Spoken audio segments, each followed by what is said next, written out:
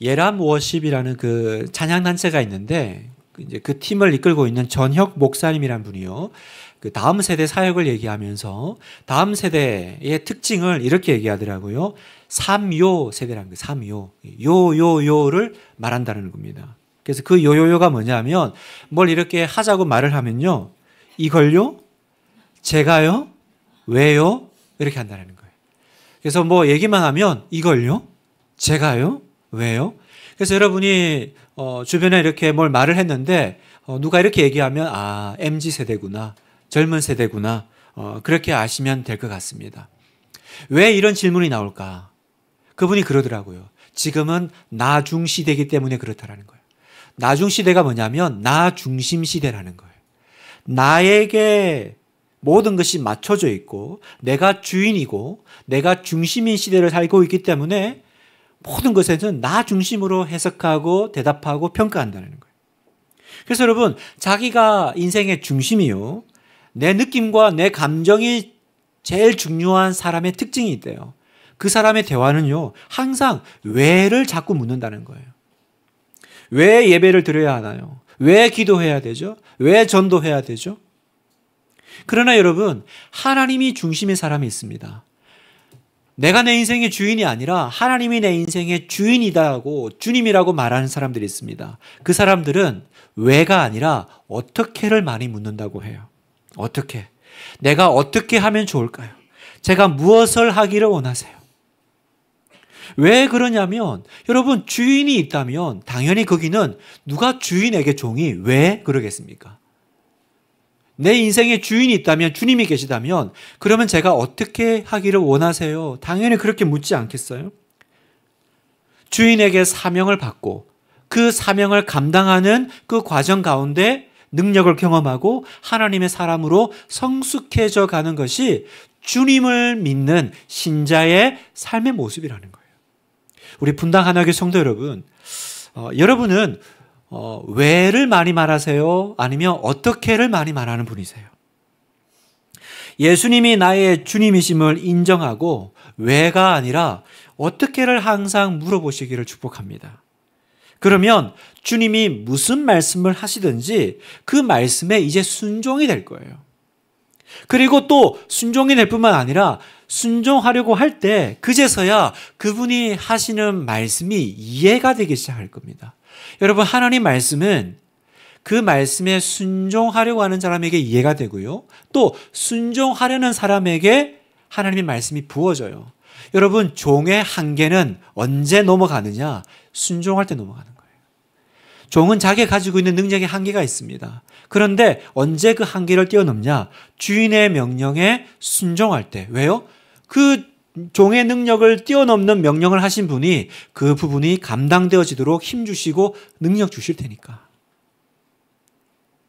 성경에 보면요. 그래서 항상 예수님께 왜 그러시냐고, 왜 이렇게 하시냐, 이렇게 묻는 사람들이 등장하죠. 그 대표적인 사람들이 바로 바리새인들입니다. 이 사람들은 항상 예수님 일에 딴지를 겁니다. 왜 그러시냐. 이 왜는요, 의미를 듣고 내가 배우고 그 예수님의 말씀대로 살려고 묻는 게 아닙니다. 공격하고 반대하기 위한 왜인 거죠. 그 대표적인 사건이 오늘 이제 이 본문의 이야기인데요. 자, 1절, 2절을 보면 그때 예수께서 안식일에 밀밭 사이로 가실새 제자들이 시장하여 이삭을 잘라 먹으니 바리새인들이 보고 예수께 말하되 보시오 당신의 제자들이 안식일에 하시지 못할 일을 하나이다. 보시오 당신의 제자들이 왜 이런 일을 합니까? 물었죠. 근데 놀랍게도 예수님의 대답이 조금 이상합니다. 8절에 보니까 인자는 안식일의 주인이니라 하시니라. 왜 갑자기 왜 그런 일을 합니까? 물었는데 주인 이야기를 하실까요? 이거는 왜의 문제가 아니라 주인이 누구인지의 문제라는 거예요. 예수님이 나의 주님이 아니시니까 설명해 줘도 이해를 못할 거예요. 그죠?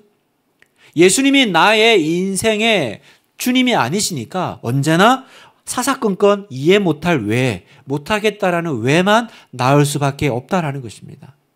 자, 그래서 오늘 이 부분을 우리가 한번 살펴보기를 원하는데, 자, 우리 1절을 다시 한번 보면 이 사건이 어떻게 발단이 됐는지가 나오죠. 그때 예수께서 안식일에 밀밭 사이로 가실새 제자들이 시장하여 이삭을 잘라 먹으니, 예수님과 제자들이 지나가다가 남의 밭에 있는 이삭을 이제 끊어서 먹은 거예요.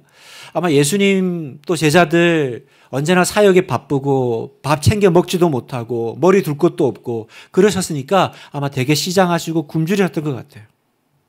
그래서 제자들이 그 남의 밭이잖아요. 지나가면서 딱 따먹으니까 바리새인들이 또 꼬투리 잡아서 왜 그러냐, 왜 그러고 남의 걸 먹느냐.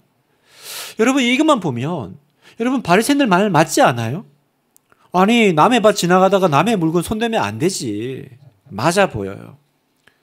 여러분 맞습니다. 남의 나라에서는 그렇게 하면 안 됩니다. 아마 그랬다가는요 매를 맞든지 아마 낭패를 당할 겁니다. 그런데 우리가 이 본문을 읽을 때 이 이스라엘 백성의 문화와 그 특수성을 이해를 할 필요가 있어요. 여러분 여기에는 구약에서 하나님이 말씀하신 독특한 사랑의 명령이 하나 있습니다. 그게 이제 신명기 23장 24절 말씀인데 제가 한번 읽겠습니다. 내 이웃의 포도원에 들어갈 때는 마음대로 그 포도를 배불리 먹어도 되느니라. 그러나 그릇에 담지는 말 것이요. 내 이웃의 곡식밭에 들어갈 때는 내가 손으로 그 이삭을 따도 되느니라. 그러나 내 이웃의 곡식밭에 낫을 대지는 말지니라. 이런 명령이 있었던 거예요. 남의 포도원이지만 가서 먹어도 돼. 남의 곡식밭이지만 가서 따먹어도 돼. 여러분 이게 구약의 정신이라는 겁니다. 이 독특한 이 하나님의 명령은 왜 베풀어졌을까요?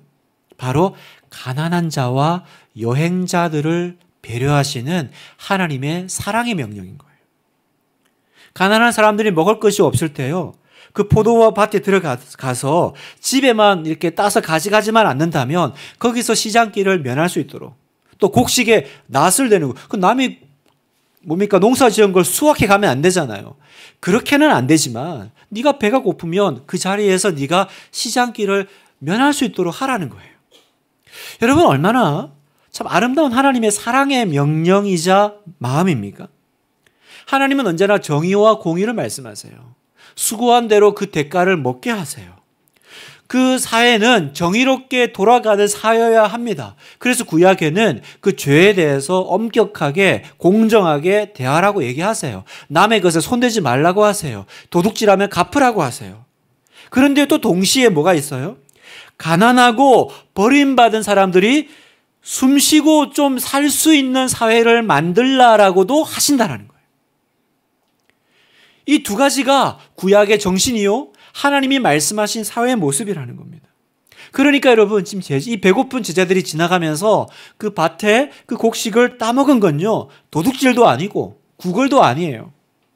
가난한 자들이 허기를 면할 수 있도록 배려해 주신 그 하나님의 은혜와 긍휼의 법에 따라서 한 것이었다라는 거예요. 성도 여러분, 오늘 우리 사회 안에는요 이 은혜와 긍휼의 법이 작동되고 있을까? 오늘 우리 안에는 이 긍휼이 흐르고 있나요? 요즘 보니까 오늘 우리 시대는요 이 두 가지 극단적인 경향이 흐르고 있어요. 극단이죠. 첫 번째는 뭐냐면 가난하고 억눌린 사람들을 평등하게 살도록 해야 된다. 그래서 계급 투쟁을 통해서 공산주의나 사회주의적인 방법으로 그 방법을 취하는 거예요. 그래서 부자는 다 나쁜 사람들이고 부유한 사람들의 것을 떼서 가난한 사람들에게 나눠줘야 돼 라고 하는 이 억지평등이요. 이건 극단이죠. 여러분 이건 하나님의 방식이 아니에요. 여러분 공산주의와 사회주의 방식은 하나님의 방식이 아닙니다. 하나님의 법칙은 뭐예요? 뿌린 대로 거두는 거죠. 뿌리지 않고 거두는 건 하나님의 뜻이 아니에요. 갈라디아서 6장 7절에 보니까 같이 한번 읽겠습니다. 시작. 스스로 속이지 말라. 하나님은 업신여김을 받지 아니하시나니 사람이 무엇으로 심든지 그대로 거두리라. 스스로 속이지 마. 하나님을 업신여기지 마. 이 말은 뭐예요? 네가 뿌리지 않고 네가 노력하고 수고하지 않았으면서 얻을 거라고 기대하면 안 된다라는 거예요. 그거는 너가 스스로 속는 거고 하나님도 무시하는 거예요. 자연의 법칙을 만드신 하나님은 뿌린 대로 거두게 하세요. 아니 공부 안 했는데 공부한 친구하고 똑같은 결과가 나오는 것이 그게 어떻게 바른 거겠어요, 여러분? 열심히 일 안 했는데 열심히 새벽부터 일한 사람하고 어떻게 똑같은 것이 하나님의 법칙이겠어요? 그러니 하나님은 뿌린 대로 거두게 하신다라는 거예요. 그런데 또 다른 극단이 있어요. 그게 뭐냐면 오로지 결과만을 중요하게 여기는 극단이에요. 다시 말해서 자본과 물질과 이윤만을 목적으로 하는 그 사상과 생각이 팽배해져 있는 거. 그것만이 이 사회의 전부인 거. 뭐예요? 이 자본주의의 약점이죠. 자, 신명기 15장 11절에 보면 또 이렇게 말씀하세요. 같이 한번 읽겠습니다. 시작. 땅에는 언제든지 가난한 자가 그치지 아니하겠으므로 내가 내게 명령하여 이르노니 너는 반드시 내 땅 안에 내 형제 중 곤란한 자와 궁핍한 자에게 내 손을 펼지니라. 자, 여기 보니까 땅에는 언제나 가난하고 어려운 사람들이 있을 거다라고 말씀하세요. 왜냐하면 이 세상이 천국이 아니기 때문에 이 세상의 구조와 시스템 가운데는요, 가난하고 배고픈 사람 혹은 또 억눌린 사람들이 나타나기 마련이다. 그런데 자본주의는 뭐예요? 그런 사람 상관 안 해요. 그냥 있는 사람들끼리 내 거 내가 먹는데 누가 뭐라 그래. 그래서 우리끼리 배불리 먹는 거 추구하는 겁니다. 가난한 사람들의 어려움은 게으름이라는 타이틀로 그냥 정리해버려요. 일 안 해서 그래. 게을러서 그래. 그래서 사회의 약자들, 어려운 사람들에 대해서 긍휼의 마음이 없어요. 여러분 정말 그렇습니까? 그렇게 어려운 사람들, 노숙하는 분들, 사회 약자들, 그분들은 그냥 게으름이라는 걸로 그냥 다 정리해버리면 됩니까? 공부 안 해서 그렇게 어려운 겁니까? 여러분, 우리가 가지고 태어난 것이 다르고 우리가 살아가는 삶과 배경이 달라요. 우리가 뉴스나 이렇게 주변에서 보는 그 힘든 사람들, 내가 만약에 그 가정 환경과 그 배경에 태어났으면 나는 달랐을까요? 여러분 그렇게 생각하세요? 아니요, 저는 그렇게 느껴지지 않습니다. 오늘 하나님의 은혜로 어쩌다 보니 저는 이런 가정과 이런 부모님과 이런 공급 가운데에서 있으니까 이렇게 누리는 거죠. 여러분, 이 사회 가운데 주님 말씀하세요. 땅에는 가난한 자가 끊어지지 않을 거다. 너는 반드시 내 형제 궁핍한 자에게 내 손을 펼지니라. 사랑하는 성도 여러분, 오늘 하나님 우리에게 원하시는 것이 무엇입니까? 하나님 나라 정신이 뭐예요? 이 양극단으로 치우치지 않는 겁니다. 정의를 지키면서도요, 긍휼을 베풀어야 할 자들에게는 긍휼을 베풀도록 하시는 것이 그게 바로 하나님 나라다. 하나님 나라. 여러분, 하나님이 우리 인간에게 기본적으로 대하시는 마음도 그런 마음이에요. 여러분, 하나님이 천지 창조 왜 하셨습니까? 자랑하려고 하셨어요? 그래서 혼자 내가 이렇게 만들었다 막 혼자 좋으려고요? 아니죠. 천지를 창조하시고 보시기에 심히 좋았던 그 하나님은 그걸 우리에게 주시죠. 사람에게 주시고 복 주시고 기뻐하셨어요. 무슨 말이냐면 성경의 하나님은 여러분 무인격적이고 무자비하신 무정한 분이 아니세요. 성경이 말하는 하나님은 여러분이 어떻게 그리시나 오해하시나 상관없이 성경이 말하는 하나님은 언제나 인간을 위하시는 하나님, 사람을 편드시는 하나님이세요. 언제나 우리를 사랑하기를 원하시고요, 손 내밀기를 원하시고요, 심판하지 않기를 원하세요. 심판하지 않기를 원하세요. 여러분, 이게 하나님이 기본적으로 저와 여러분을 향해 가지고 있는 마음이라는 거예요. 하나님의 뜻과 의지라는 거예요. 그걸 알 수 있는 그 본문이 그 요나 이야기잖아요. 여러분 잘 아시는 요나. 그 요나가 하나님의 명령을 받고 그 범죄한 도시 니느웨에 이제 가서 이제 이 땅 망한다 선포해야 되잖아요. 근데 도망치는 우여곡절이 있었지만 어쨌든 요나가 이제 갔습니다. 가서 하나님이 말씀하신 대로 가서 얘기했어요. 너희들 이 땅 소망 없어. 이 죄덩어리 이 범죄 도시 망할 거야. 근데 어떤 일이 벌어졌어요? 이 사람들이 막 회개하고 막 용서를 구하니까 하나님이 용서해 줘 버리신 거예요. 그랬더니 요나가 화를 버럭 냅니다. 자, 요나서 4장 9절 11절을 제가 읽겠습니다. 하나님이 요나에게 이르시되 내가 이 박는 꿀로 말미암아 성내는 것이 어찌 옳으냐 하시니 그가 대답하되 내가 성내어 죽기까지 할지라도 옳으니이다. 여호와께서 이르시되 네가 수고도 안 했고 재배도 아니하였고 하룻밤에 났다가 하룻밤에 말라버린 이 박넝꿀도 아끼면서 하물며 내가 이 큰 성읍 니느웨에는 좌우를 분변하지 못하는 자가 12만 명이요 가축도 많이 있나니 내가 어찌 아끼지 아니하겠느냐. 내가 어찌 아끼지 아니하겠느냐. 아니 너는 네가 자라게도 안 하고 키우지도 않은 그 식물 하나도 아까워하고 막 그러면서 여기 지금 영혼이 몇 명이냐. 여기 지금 동물이 짐승들이 얼마냐. 내가 왜 안 아껴야 하니. 여러분 성경이 말하는 하나님은요 심판하시고 꾸중하시고 기준 정해가지고 벗어나면 때리시는 하나님이 아니고요 어쩌든지 위하시고 참으시고 편들어 주시는 요나도 그죠? 요나도 결국 그 하나님의 긍휼 때문에 서 있는 거잖아요. 저와 여러분도 그렇지 않나요? 여러분 우리가 하나님이 죄 지을 때마다 심판했으면 여러분 여기 와서 앉아 있을 사람이 누가 있어요? 여러분 그런데 우리가 그런 하나님을 믿으면서 우리가 세상에는 어떤 하나님 보여주고 있나요? 우리 부모님들이 믿으시는 하나님을 보면서 우리 자녀들은 우리가 믿는 하나님을 어떤 하나님으로 그리고 있죠? 그 하나님은 사랑의 하나님이신가요? 긍휼의 하나님이신가요? 아니면 분노의 하나님이신가요? 우리가 정말로 성경에서는 이 은혜와 긍휼의 하나님을 보면서도 우리 안에는 뭐가 있어요? 항상 요나의 분노가 있죠. 어떤 분노요? 하나님 빨리 오셔서 이 나쁜 사람들을 심판 안 하고 뭐 하시냐? 뭐 하시냐? 그러나 주님은 뭐라고 말씀하세요? 7절 한번 같이 읽겠습니다. 시작. 나는 자비를 원하고 제사를 원하지 아니하노라 하신 뜻을 너희가 알았더라면 무죄한 자를 정죄하지 아니하였으리라. 주님이 원하시는 건 뭡니까? 제사가 아니라 어떤 뭐 예배나 형식이 아니라 나는 자비를 원해. 자비를 원해. 법을 말하기 전에 그 어떤 법보다도 은혜와 긍휼의 법을 말하기를 원해. 그런데 우리는 어떻게 해요? 기준을 딱 정해놓고 언제나 우리는 판단합니다. 정죄합니다. 주님은 뭐라고 그러세요? 그런 판단과 정죄의 법보다 더 우선 너의 은혜와 긍휼의 법이 작동되고 있느냐. 그러면서 이제 한 가지 예를 드는데 이제 다윗 얘기를 하시죠. 자, 3절에 보니까 예수께서 이르시되 다윗이 자기와 그 함께한 자들이 시장할 때 한 일을 잃지 못하였느냐.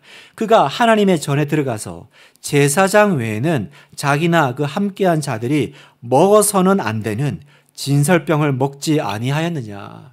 이게 무슨 말이냐면 다윗이 왕 되기 전에 그 자기를 죽이려고 하는 사울 왕에게 쫓겨다닐 때예요. 쫓겨다니니까 뭐 밥을 먹었겠어요? 그래서 다윗과 그 일행이 도망다니다가 너무 굶주려가지고 이제 그 성전을 찾아간 거죠. 갔더니 먹을 게 없는 거예요. 그러자 그 당시에 제사장이었던 아히멜렉이요. 성전의 제사장만이 먹을 수 있는 떡이 있어요. 그 하나님께 이렇게 예배로 바치는 그걸 꺼내가지고 준 거예요. 여러분 이건 원칙적으로 보면 하면 안 되는 일입니다. 성경이 금하는 거예요. 하나님께 올라간 건 거룩한 거기 때문에 그건 제사장들에게만 허락된 거예요. 그런데 그 제사장이 다윗이 막 굶어 죽어가고 있으니까 그걸 내어준 거예요. 무슨 말입니까? 이게 무슨 뜻이에요? 예수님이 왜 이 사건을 얘기하시죠? 사람 생명 살리는 게 원칙보다 더 중요하다는 거죠. 이게 내 마음이야. 나는 제사가 아니고 자비를 원하노라. 이게 주님의 마음이라는 거예요. 성도 여러분, 여러분의 가정 안에 이 은혜와 긍휼의 법이 원칙의 법보다 더 우선적으로 작동하시기를 축복합니다. 여러분 우리 교회가 옳고 그름 알죠. 뭐가 맞고 틀린 거 알죠. 그러나 그게 바로 작동되기 이전에 나는 제사가 아니라 자비를 원하노라 하셨던 그 주님의 마음, 그 하나님의 마음, 그 마음이 우리 안에 먼저 장착되기를 축복해요. 요새 그 깨어진 가정들 또 부부들 뭐 이렇게 이혼 상담해주고 그런 프로들 많잖아요. 오은영 박사님 나와서 얘기하고. 제가 이렇게 보면서 하나 깨달은 게 있어요. 뭘 이렇게 깨달았냐면 이렇게 커서 어른이 되어가지고요. 그 관계의 어려움을 겪는 사람들의 특징이 있더라고요. 인간관계에 이렇게 잘 이렇게 부부 관계에도 잘 안 되고 하여튼 부모 자녀 간에도 이렇게 잘 소통이 안 되는 분들이 가지고 있는 공통점이 있어요. 그게 뭔지 아세요, 여러분? 그분들의 어린 시절에 하나같이 너무나도 엄하고 무서운 아버지가 있더라고요. 조금도 틈내주지 않고 기준과 원칙에서 조금이라도 어긋나면 가차없이 벌하고 혼내고 방에 넣어버리고 밥 안 주고. 여러분, 원칙과 기준 너무 중요하죠. 그거 무너지면 어떻게 되겠어요? 그러나 여러분, 그 중요한 알맹이가 어디에 담겨야 돼요? 자비와 사랑의 그릇에 담기지 않으면 그 내용물은 먹을 수가 없다는 거예요. 오늘 우리가 맞는 얘기를 얼마나 많이 합니까? 우리가 옳은 얘기를 사회 가운데 얼마나 던집니까? 그런데 왜 안 들어요? 사랑과 자비의 그릇에 안 담고 무례의 그릇에 담아요. 어찌나 무례한 시대인지. 내가 옳다라는 거죠. 내가 맞는 얘기했는데 왜? 뭐가 문제야? 뭐가 문제냐면 우리가 은혜와 긍휼의 법이 작동되지 않는 게 문제예요. 그러니까 여러분, 옳고 그름만 따졌던 바리새인들 통해서 영혼이 살아나는 거 보셨어요? 자기는 맞다고 평생 고고하게 살지만 그 바리새인의 삶을 통해서 한 영혼이 하나님의 자녀로 구원받는 일이 없는 거예요. 여러분, 우리 교회 안에 오늘 이제 가정의 달이잖아요. 또 내일 어린이날, 어린이날 준비해야 되네요. 모든 것 이상 은혜와 긍휼이 흐르기를 축복합니다. 선물 주시면서 저기 성적표 가져와 봐라. 이렇게 따지지 말고 내가 이걸 진짜 안 주고 싶었는데 어린이날이야 주는 거야. 이러지 마시고, 그죠? 그랬더니 이제 이 바리새인들이요 또 하나 이렇게 힘든 게 있어요. 안식일을 왜 어기냐라는 거예요. 자, 2절 보세요. 바리새인들이 보고 예수께 말하되 보시오, 당신의 제자들이 안식일에 하지 못할 일을 하나이다. 그러니까 이 바리새인들은 율법을 잘 아는 사람들이니까 곡식 따먹는 건 사실은 문제가 안 되는 거 알아요. 그건 허락하신 거니까. 근데 뭐가 문제예요? 그걸 왜 안식일에 하냐는 안식. 바리새인들은 엄격하게 이 안식일 준수를 요구했습니다. 그래서 음식도요, 그 전날 다 준비한 거 먹는 거예요. 그날 하면 안 돼요. 제가 한번 얘기 드린 적이 있죠. 제가 성지순례를 갔는데 호텔에서 토요일이 안식일이죠. 그 사람들은 엘리베이터 버튼이 다 눌러져 있어요. 그래서 사람이 없어도 다 서요. 왜 서냐면 버튼 누르는 것도 일하는 거예요.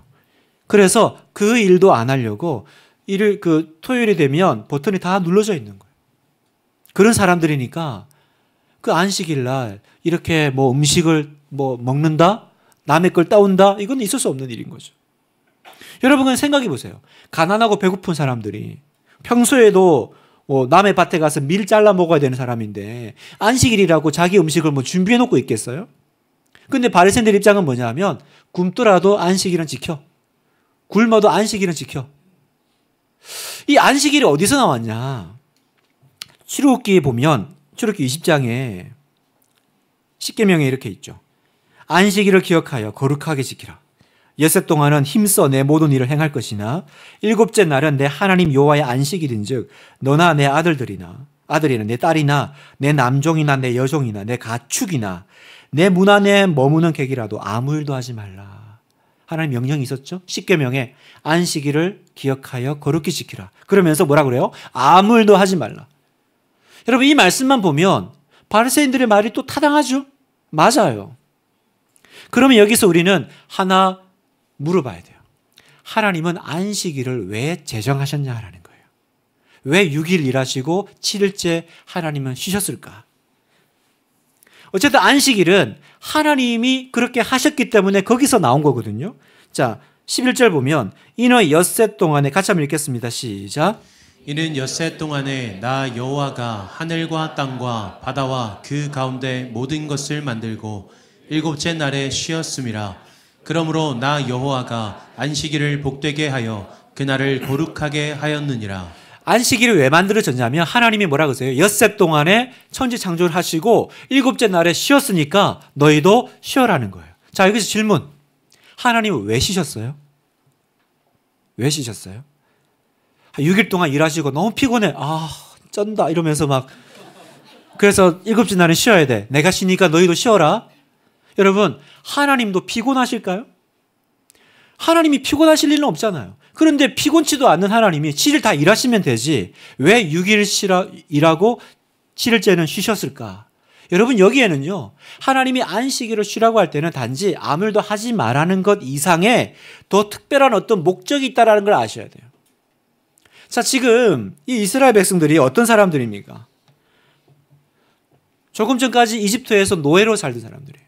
여러분, 노예의 삶이라는 건 절대로 쉬면 안 되는 삶이죠. 쉬면 망하는 삶이고요. 쉬면 아무것도 얻을 수 없는, 먹을 것이 없는 삶이 노예의 삶이에요. 그러니 무슨 말이냐면 이 사람들은요, 하나님이 강제적으로 쉬어라 내려놓게 하지 않으면 절대로 쉼을 누릴 수 없는, 다시 말해서 하나님이 안식일을 왜 주셨냐? 자유를 주시기 위해 주셨다는 거예요. 아무 일도 안 하는 것이 목적이 아니라 왜 아무 일도 못하게 하셨어요? 하나님이 피곤해서 쉬신 게 아니에요. 하나님 일할 수 있어요. 왜 만드셨냐면 바로 이 쉼없는 오는 우리의 삶에 참 자유를 주시려고. 여러분, 오늘 우리의 삶이 어떤 삶입니까? 항상 무언가를 해야 되는 삶이죠. 끊임없이 나를 채찍질하고 부지런히 몸을 움직이고, 그래야 먹고 살 수 있는 삶, 그래야 생존이 가능한 삶. 안식이 없는 삶 아니에요? 안식이 없는 삶. 여러분, 이런 세상에서 어떻게 하면 안식을 누릴 수 있나요? 더 열심히 일할까요? 더 재정을 채우고 더 먹을 것을 쌓아두고 내가 안 아프고 건강하면 그러면 쉼을 누릴까요? 아니요, 그렇게 되지 않을 거예요. 더 그러고 달려갈 겁니다. 그래서 여러분, 이 안식이 없는 이 세상에서 안식을 누리는 방법은 단 하나입니다. 그 한 가지 방법이 뭔지 궁금하세요? 그건 바로 하나님이 내 삶을 다스리시고 하나님이 내 삶을 주관하시고 하나님이 나를 공급하심을 믿을 때만 우리는 안식을 취할 수 있어요. 그 믿는다는 증거가 뭐냐? 바로 주일 성수라는 거예요. 여러분, 내가 주일을 지키고 오늘 이렇게 나와서 예배를 드리려면 여러분, 일을 멈출 수밖에 없죠. 여기 나오려면, 주일을 지키려면 하는 일을 멈춰야 돼요. 혹시 여기 뒤에 앉아서 노트북 켜놓고 일하는 분은 안 계시죠? 일도 하고 예배도 드리고 할 수는 없어요. 여러분, 여기서 믿음이 드러나는 거예요. 우리 학생들은 어떻게 내가 주일날 예배를 드려? 내일 시험인데 영어 하나라도 더 외워야지. 우리 자영업자들은 어떻게 문 닫아? 여러분, 어떻게 쉬고 어떻게 문 닫아요? 하나님이 내 삶을 붙잡으시고 내 삶을 공급하신다는 믿음이 없으면 절대로 못하는 일인 거예요. 그래서 요즘은요, 쉬어라 그러면 화내요. 저희 집에도 이제 그 고3 이제 재수생이 있는데 쉬어라 그러면 째려봐요. 남 속도 모르고 쉬엄쉬엄 해. 아빠랑 놀자. 막 이러면 제가 약 올리는 줄 알아요. 쉬라 그러면 욕먹는 시대가 됐어요.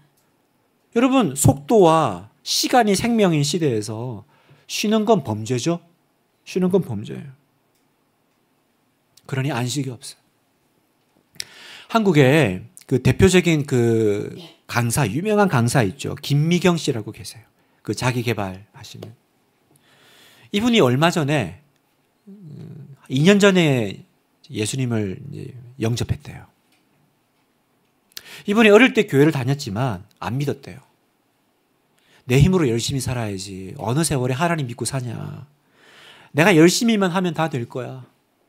그래서 최선을 다해서 열심히 살았습니다. 코로나 터졌어요. 더 잘 됐어요. 코로나 터지니까 이분이 또 열심히 해가지고 회사를 온라인으로 싹 다 전환시켜 놓은 거예요. 그랬더니 막 이제 다른 회사들은 죽는데 여기는 오히려 이제 흑자 전환해가지고 막 직원도 100명 막 완전히 막 엄청나게 큰 거죠. 근데 코로나가 영원히 갈 줄 알았는데 딱 터져버리니까 그 온라인으로 바뀌는 게 다 빚으로 와버린 거예요. 그러니까 이분이 이제 죽을 것 같은 고통을 맛봐요. 근데 믿는 건 뭐예요? 더 열심히 하면 돼. 더 열심히 하면 되지. 그런데 죽을 둥 살둥 하는데 어느 날 자기가 딱 깨달은 거예요. 뭘 깨달았냐? 아, 내가 지금 회사를 부리는 게 아니라 회사가 나를 부리고 있구나. 자기는 막 성공하고 열심히 하고 있다고 봤는데 돌아보니까 엉망진창인 거예요. 애들은 막 아프고 자기는 막 고혈압에 막 건강은 완전히 엉망이고 부부관계는 깨져 있고 내가 다스리고 있다라고 생각했는데 보니까 나는 누구보다 열심히 일하는 노예였다라는 거예요.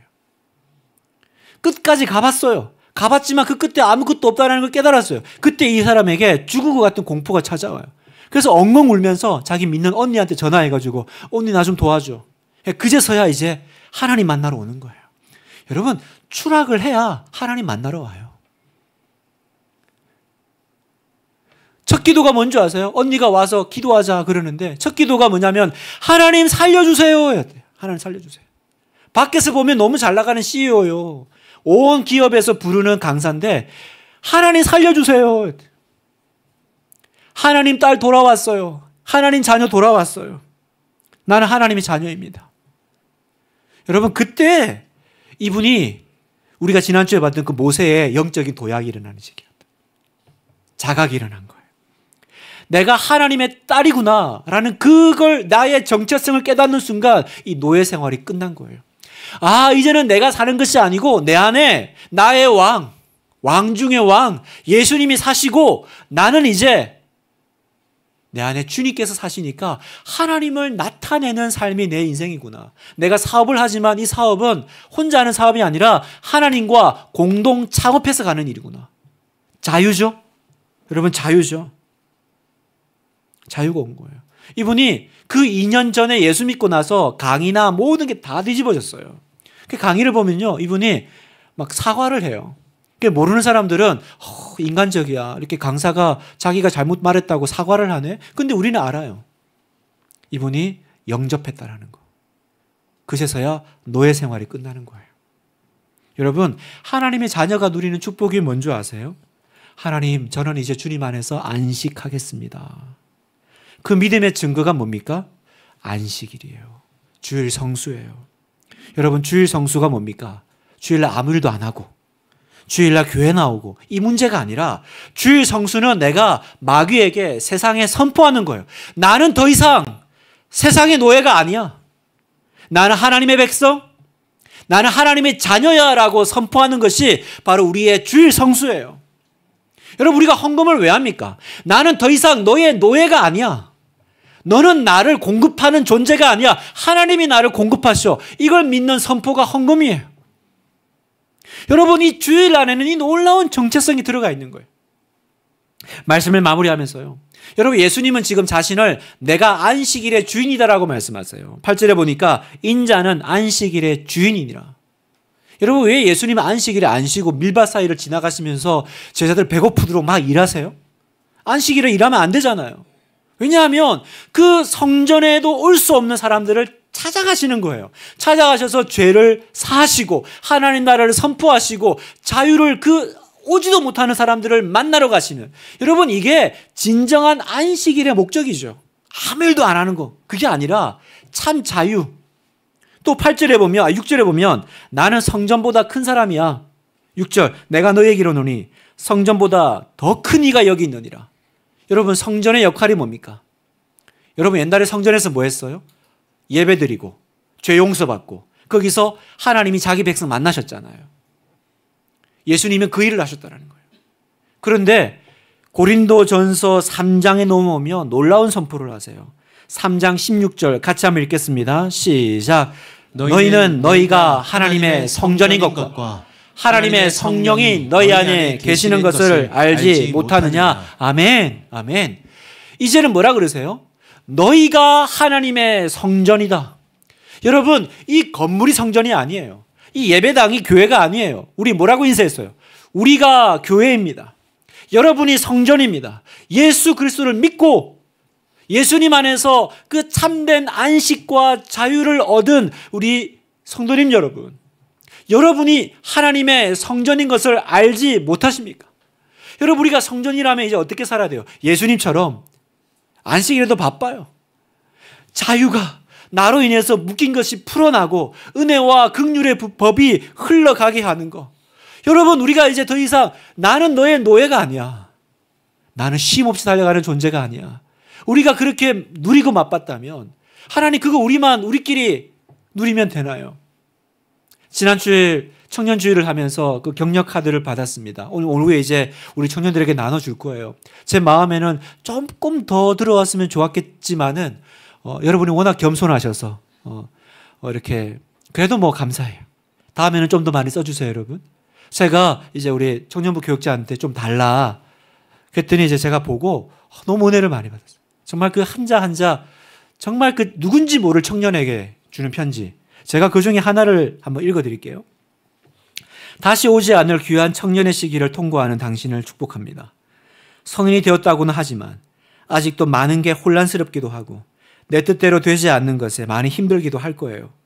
하지만 살면서 내가 겪어왔던 그 어떠한 일도 하나님은 허투루 허비하지 않게 하시더라고요. 죽을 만큼 힘들었던 일, 너무나 창피했던 일, 다시는 생각하고 싶지 않을 일, 정말 고통스러웠던 일. 이 모든 것들이 다 나를 완성해 나가시는 하나님의 만지심이라고 생각하면 마음이 한결 편해질 거라고 생각해요. 저도 그랬으니까요. 예배 자리에 믿음의 공동체 안에 있는 모습이 너무나도 아름답습니다. 오늘보다 내일 더 반짝반짝 빛날 당신을 축복합니다. 항상 하나님과 동행하는 삶 되시길. 여러분, 오늘 오후에 이 편지를 받을 그 이름 모를 어떤 그 무명의 청년이 이 편지를 읽을 때 그 영혼에 여러분 햇살이 비치지 않을까? 참된 안식과 그죠? 참된 자유가 선포되지 않을까요? 여러분, 이 일을 하세요. 여러분이 가시는 곳마다 이 사역을 하십시오. 주일 지키는 것이 아니라 주일의 정신, 안식의 정신, 여러분이 가는 곳마다 묶여있는 것이 풀려나고 은혜와 긍휼의 법이 작동되는 복된 여러분의 삶 되기를 축복합니다.